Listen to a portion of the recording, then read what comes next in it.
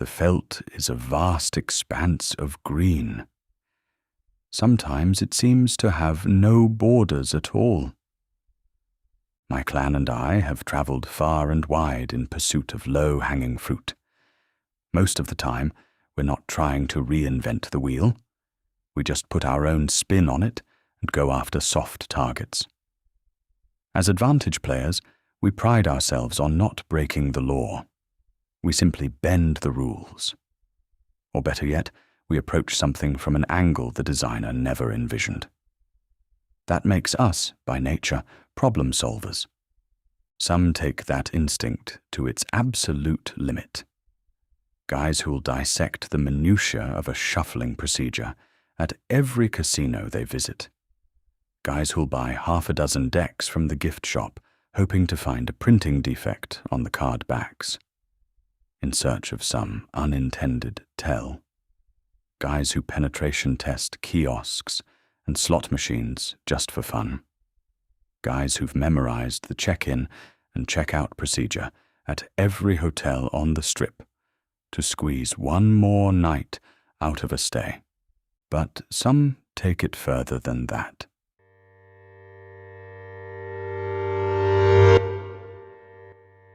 I've been told the house always wins. I've spent more than 2 decades proving this to be less than accurate. My name doesn't matter. My clan knows who I am. I am a professional gambler, not the fake, romantic Hollywood version, the real sleep-in-your-car version. This is a show about the characters, the plumber, the nose, the kid, and the mostly true tales from a life lived on the veldt. Grab a deck of cards. Make yourself comfortable. Folklore from the veldt begins now.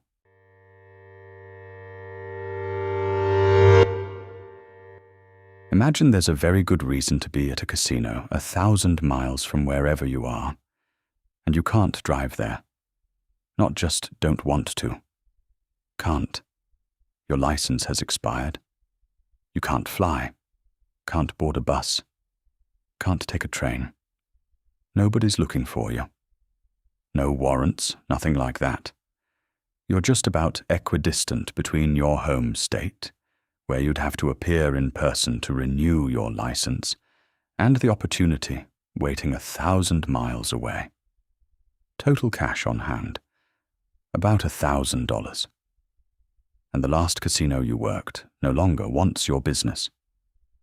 In fact, as they walked you off the property, a guy in a suit pulled a card from his breast pocket and read you the riot act.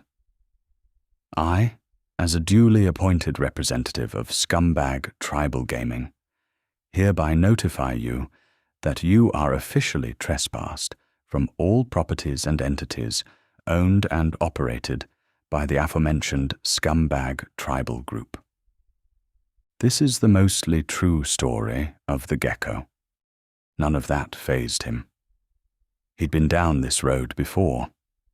Lacking in formal education, sure, but this is a guy who sits a solid 1 or 2 standard deviations right of center on any IQ chart you'd care to hand him. The mission? Northern Michigan, early spring. No valid ID. 1,000 miles of mostly rural America between him and the target. Mostly rural. That was the key. He ran the numbers. Plan A. A bicycle, sticking to side roads the whole way. If the straight line distance was 1,000 miles, the actual road distance would run longer. If this were a river, sinuosity puts the multiplier somewhere around pi. Roads aren't rivers, though. Call it 1.2 to 1.4 times straight line. So 1,400 miles by bike, at maybe 70 miles a day if everything went right. He didn't have 20 days. He hadn't ridden a bike in 20 years, and he'd been in considerably better shape back then. Plus, there was the small matter of hauling a flight simulator rig and a gaming PC. Abort Plan A. He thought about it for maybe 15 seconds. Small motors don't require a license. Plan B locked in. Soon, the Gecko was standing in a driveway, negotiating the price on a 49cc scooter, used for a day and a half, until the kid who'd gotten it for his birthday nearly ran down his little sister in the front yard of their trailer, and the father made him give it back. $425 later, the Gecko had new wheels. Next stop, Walmart. Straight to electronics. He knew that section well. He pressed the call button and asked the clerk for one of the window mount GPS units. You got one without a suction cup. I don't have a windshield. No, sir. They all come with suction cups. Fine. Then he needed power. About $4 for a wall socket to cigarette lighter adapter. He'd have to stop and charge periodically, but that was no problem. The Gecko knows where to find an outlet. Truck stops, coffee shops, and the old standby. Any business with a vending machine parked outside. There's almost always at least one open socket. Last stop, the hardware aisle. A pack of bungee cords and zip ties. A few minutes in the parking lot, and the rig was built. He pulled clothes out of his suitcase to make room, wrapped the tower and the monitor in his softest socks and towels, just in case he took a digger. The clothes that no longer fit, a quick detour past the front of the store, lift the lid, pull a half-full trash bag out of the can, and grab 4 or 5 fresh, unused bags from the stash hiding underneath it. Then he took off. Avoid tolls, avoid highways, and shortest distance all checked off on the GPS unit. From a distance, all you could see was a mass of black.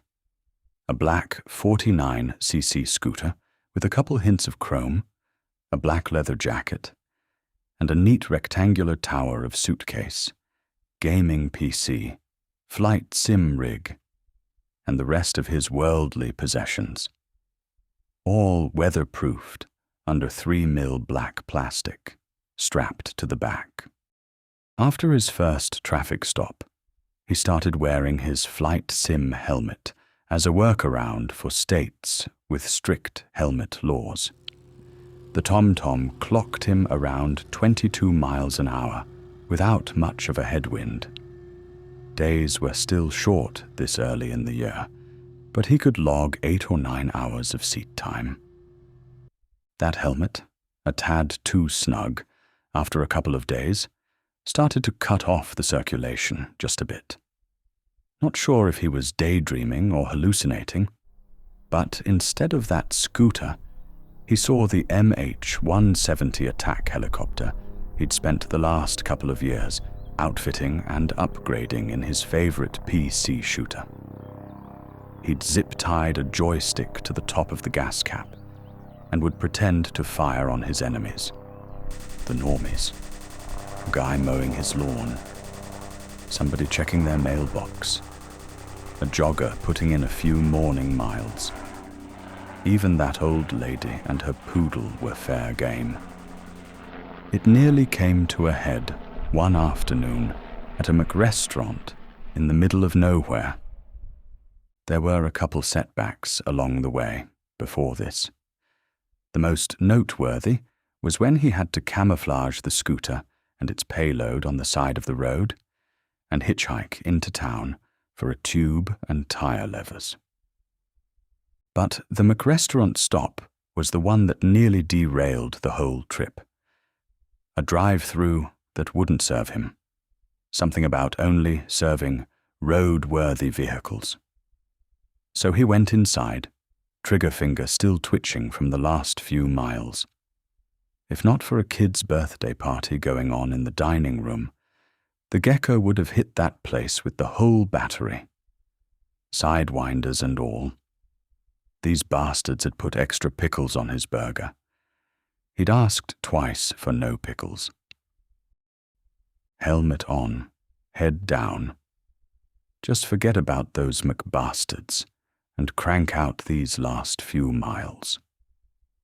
Before he knew it, another 6 hours had gone by without incident when his heads-up display started flashing red. Bogey, 12 o'clock. Target acquired. After just a week on the road, he had covered the whole distance of the original $1,000 bankroll.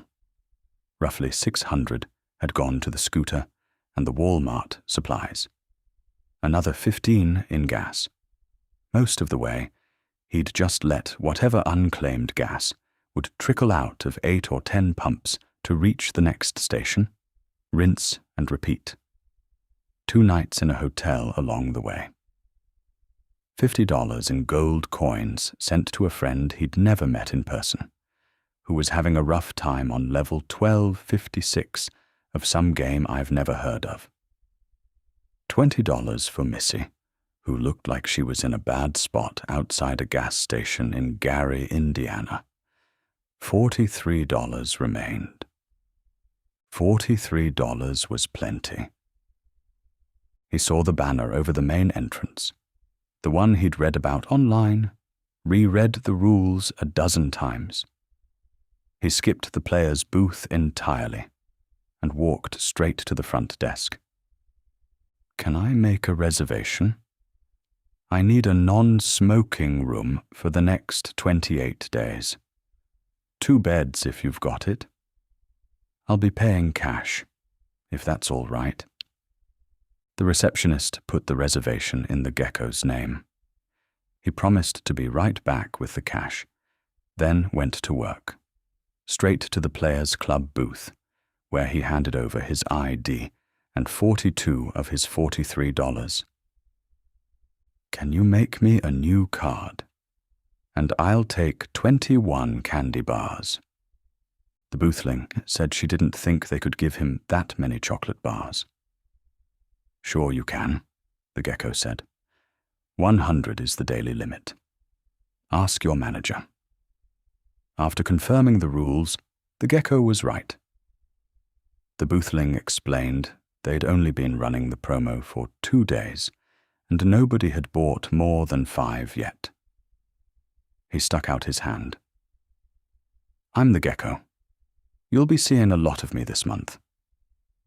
She started to say something like, "Nice to meet you, Gecko. I'm Beck." He cut her off. "I can read your name tag." The Gecko got to unwrapping. The casino had taken standard off-the-shelf chocolate bars and put its own wrapper around the outside. And between their wrapper and the original, a small ticket.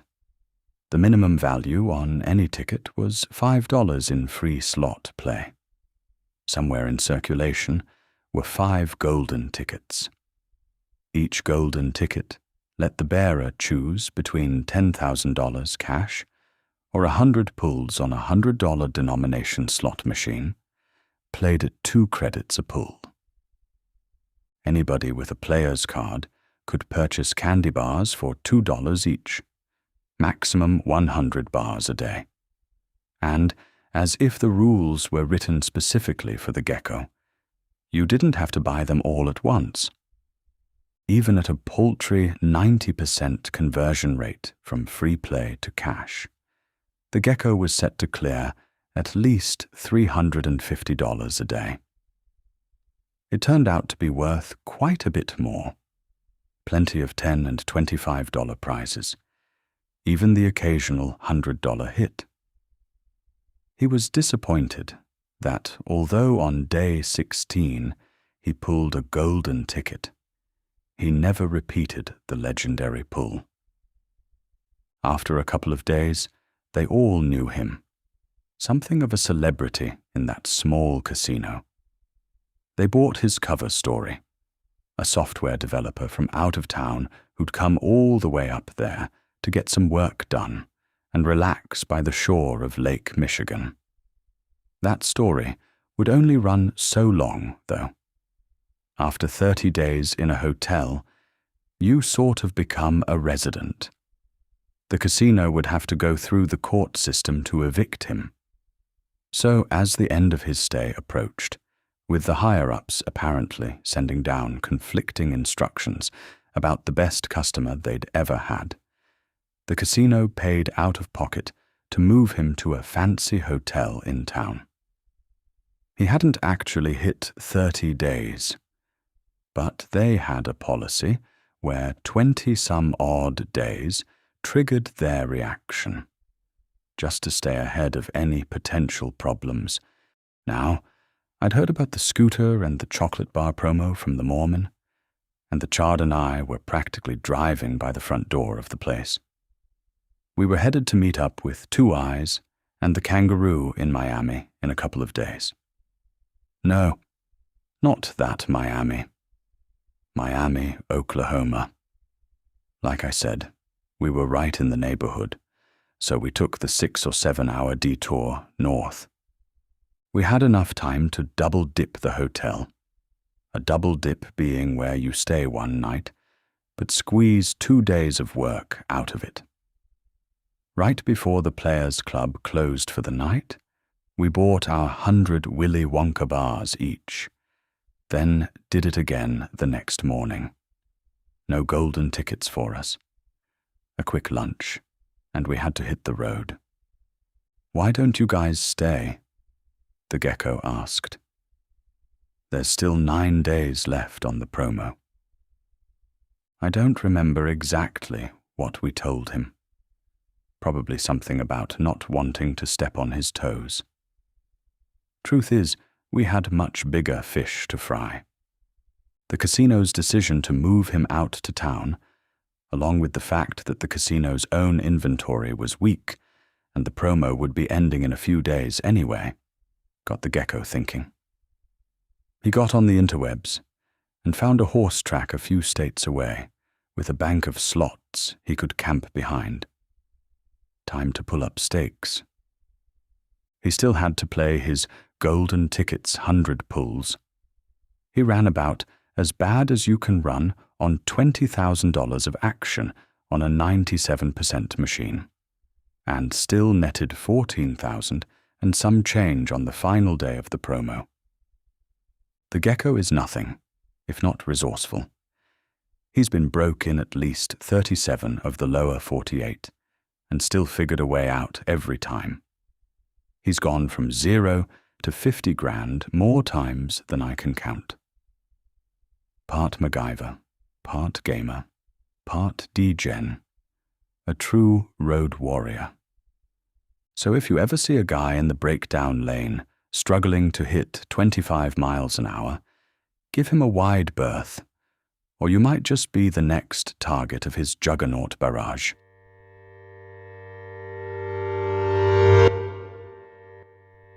If you liked this story, follow along so you don't miss the next one. Share it with someone who'd enjoy it, and go dig through the vault for the rest of the catalogue. Drop a comment and let me know your favorite scene or line. I read everyone. See you on the felt.